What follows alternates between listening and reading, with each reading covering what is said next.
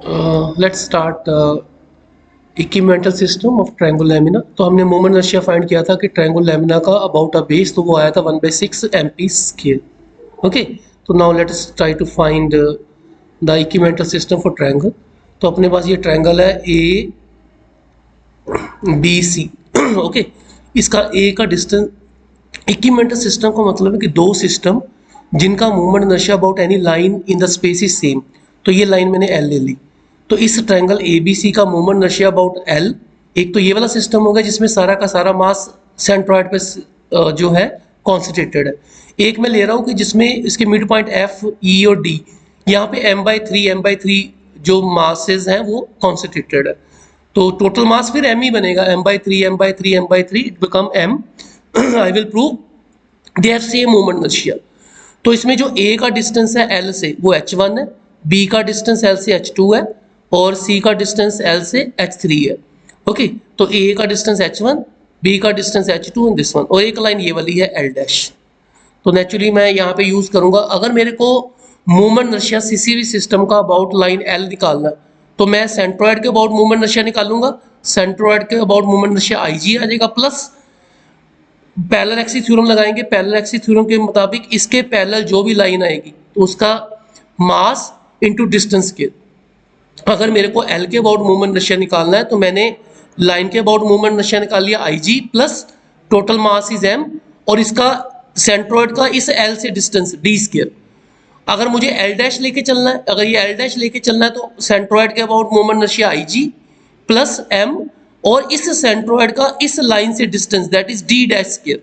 तो this is d dash square. इन दोनों को मैं सब्ट्रैक्ट करूंगा तो क्या आएगा, IL dash that is IL, ये IG कट जाएंगे, MD square minus MD dash square. और अगर मेरे को IL का वैल्यू कितना आ जाएगा, फिर IL will be equal to IL dash minus MD square plus MD dash minus MD dash square plus MD square. इन दोनों को सब्ट्रैक्ट करोगे, when you subtract this thing तो you will get minus IL dash, ये इस तरह जाके plus हो गया, IG कट गया, MD स्क्वायर आ गया plus MD square minus MD dash square. तो ये फॉर्मूला मेरे लिए इंपॉर्टेंट है, मेरे को सिर्फ D डैश और D स्क्वायर निकालने में हेल्प करनी पड़ेगी कि सेंट्रोइड का डिस्टेंस L डैश से कितना है, सेंट्रोइड का डिस्टेंस L से कितना है। तो I will tell you how to calculate. Centroid से हम सीधा ही निकाल सकते हैं कि जो सेंट्रोइड है, ये वाला जो सेंट्रोइड है उसका L से डिस्टेंस देखो कितना है, what is the distance of this is from L, और फिर निकालेंगे about L dash. Let us see that.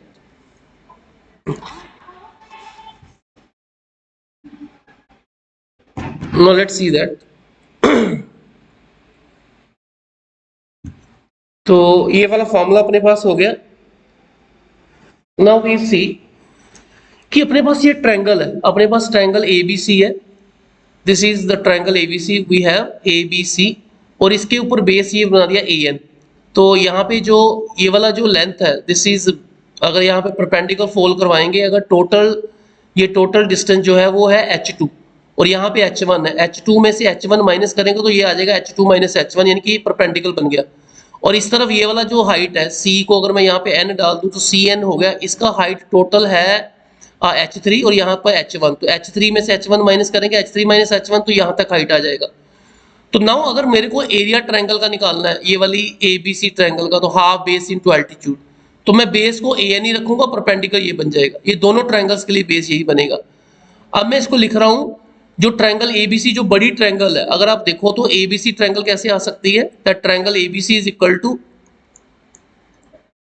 किसके इक्वल आएगी, ट्रायंगल ANC। इस ANC में से अगर आप माइनस कर दो ANB, ओके, ANB,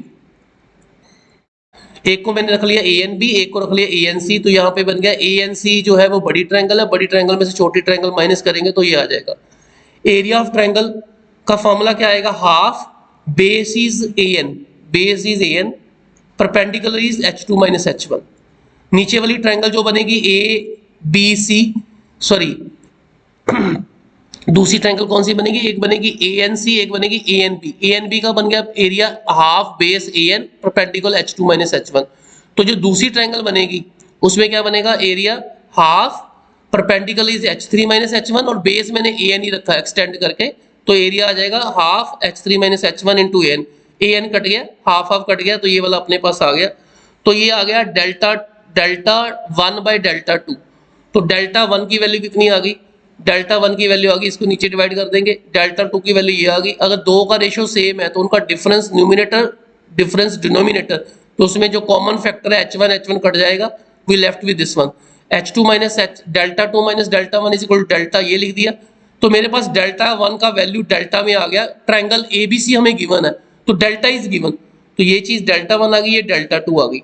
ओके, मेरे को मास पर यूनिट एरिया निकालना है, क्योंकि मूवमेंट इनर्शिया में मास इनटू डिस्टेंस स्क्वायर आएगा।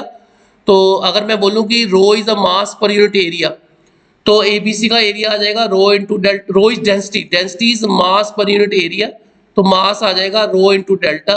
तो सिमिलरली दूसरे का आ जाएगा मूवमेंट इनर्शिया, ये रो इंटू डेल्टा। तो डेल्टा के कंपैरिजन में हम निकाल लेंगे सारा कुछ, क्योंकि मेरे पास डेल्टा 1 भी आ गया, डेल्टा 2 भी आ गया। नाउ मूवमेंट इनर्शिया जो ट्रायंगल एबीसी का अबाउट एल डैश है, एल डैश जो है वो ट्रायंगल की ये वाली लाइन है, एल डैश ये वाली है, यहाँ पे लाइन एल है। अगर मेरे पास एल डैश के अबाउट आ गया तो एल के अबाउट निकाल लेंगे, वो फॉर्मूला जो अभी लिखा है हमने। Now this is very very important point, movement inertia triangle ABC about line L dash is equal to movement inertia of delta 2 about L dash minus movement inertia delta 1 about delta dash. तो ये वाला formula जो अभी लिखा ना हमने, delta is equal to delta 1 minus delta, delta 2 minus delta, वही use कर रहा हूँ। तो मूवमेंट इनर्शिया का फॉर्मूला क्या लिखा था, 1/6 mp स्क्वायर। तो अभी हमने जो डिराइव किया था ट्रायंगल के लिए कि ट्रायंगल का अगर मूवमेंट इनर्शिया निकालना है बेस के अबाउट, तो उसका फॉर्मूला क्या है, 1/6 mp6। तो मास इसका इतना आ गया, दिस इज मास, ये हमने अभी कैलकुलेट किया m into, look at this thing, ये देखो delta 2, h3 minus h1 h3 minus h2 by delta.